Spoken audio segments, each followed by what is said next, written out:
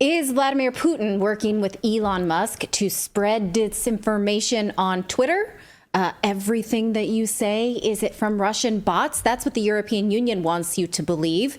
They say it's all Elon Musk's fault. He can't control Twitter, and it's all those Russians getting in there with social media. And the mainstream media is falling right in line with this lie, just like this steaming pile of lies from the BBC, which was posted just yesterday. So look at the headline: Russian disinformation most active on X, formerly known as Twitter, EU says. So this headline is just almost irresistible to the mainstream media. It's all the things that they love to hate on is Putin, Russia, Elon Musk. It's a gimme, right? All in one go.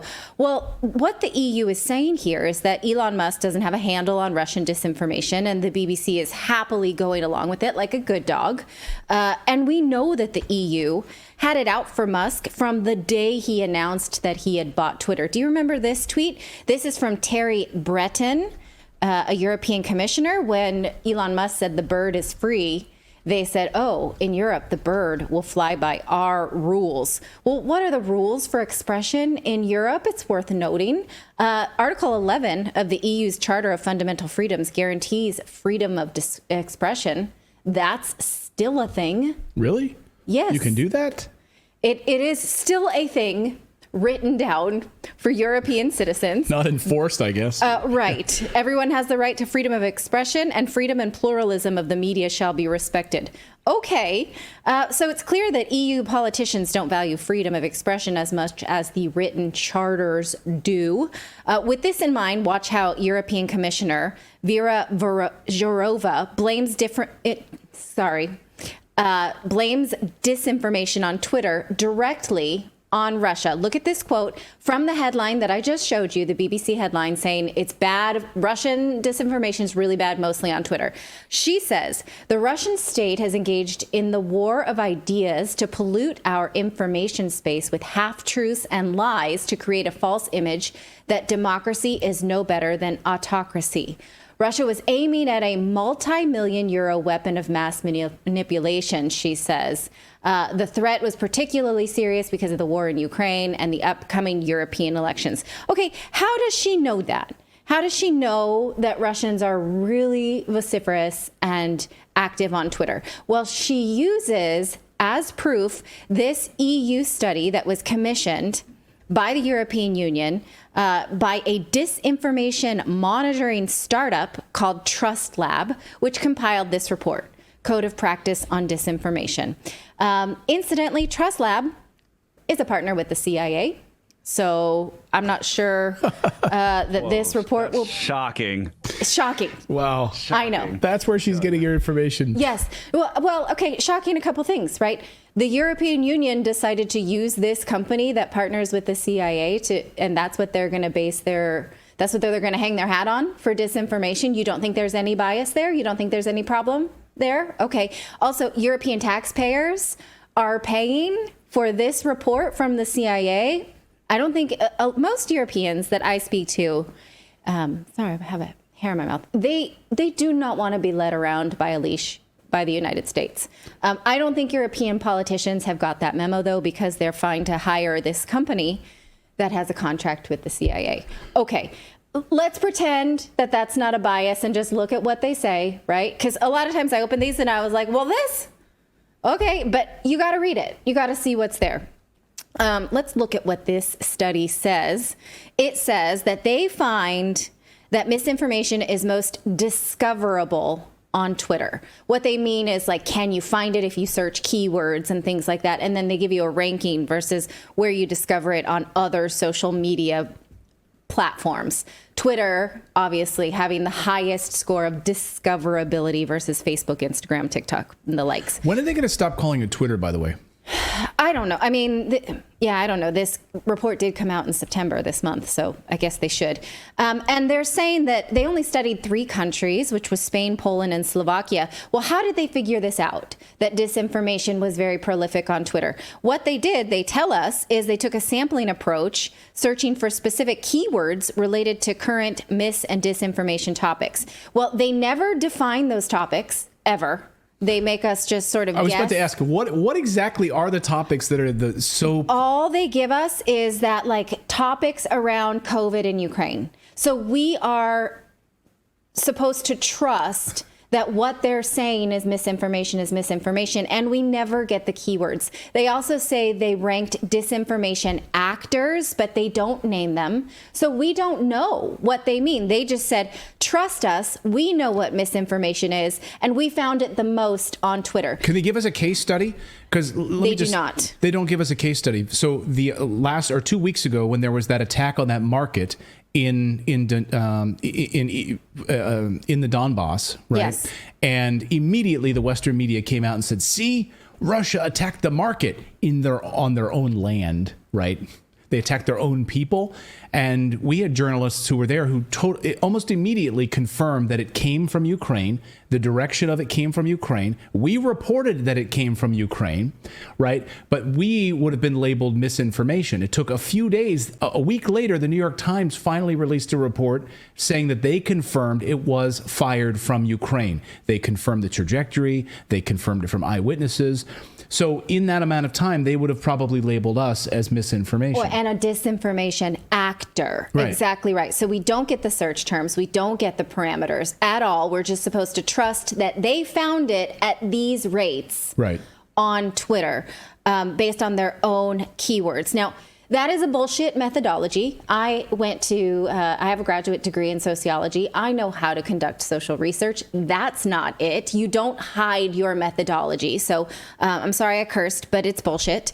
Also, they did have a pretty graphic, though, that showed that number on there, and that's pretty irrefutable. If You're you have right. a nice looking graphic with a number on it, I mean, Right. Yeah. What more do you want? Yeah, you don't Okay. need facts when you've got pretty graphics. But the headline that we're going with from the European Commissioner is that this is from Russia, that all this disinformation that they're giving you the rates of is from Russia. Well, how do they know that from this report? They don't. They don't even try to see where this disinformation comes from. It's not a part of their study. It was not built in to the foundation of the study. They don't even try. So it could be from Russia.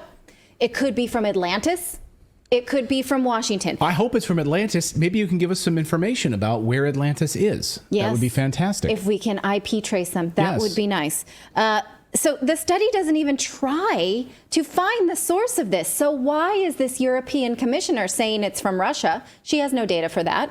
Why is the BBC repeating it? Do you see where I'm going here? They are creating misinformation based on a study about misinformation, and I cannot. So based on a study that's backed by the CIA. right. I mean, let's just pretend it's not. That in and of itself is bad enough, is that they're using the guise of misinformation to perpetuate misinformation. Right. And you know I hate the word misinformation.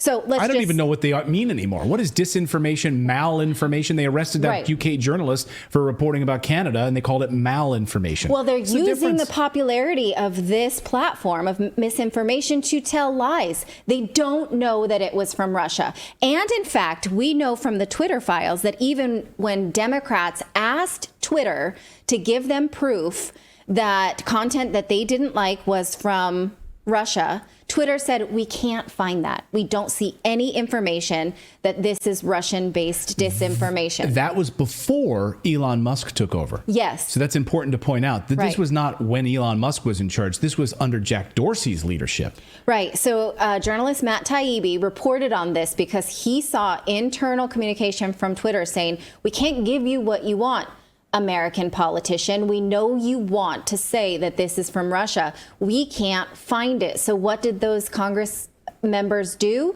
They went and made it up. They found a source that was not reliable, and they went to the media with it anyway. Remember this report from Matt Taibbi.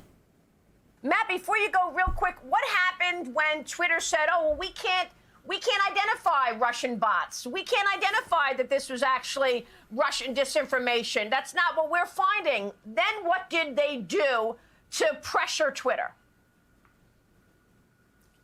Well, the usual means is they would go to their friends in the corporate press, and Twitter would be hammered by mainstream press organizations who would say basically Twitter is not doing enough to combat foreign interference. As you know, because you were reporting on it at the time, Congressman Devin Nunes got an extraordinary amount of abuse because it was claimed that the hashtag release the memo was boosted by Russian bots. But we now know, based on stuff that we've seen internally in these emails, that there were no Russian bots, that Twitter was actually telling senators like Richard Blumenthal, don't do it, you're going to look foolish, and they did it anyway.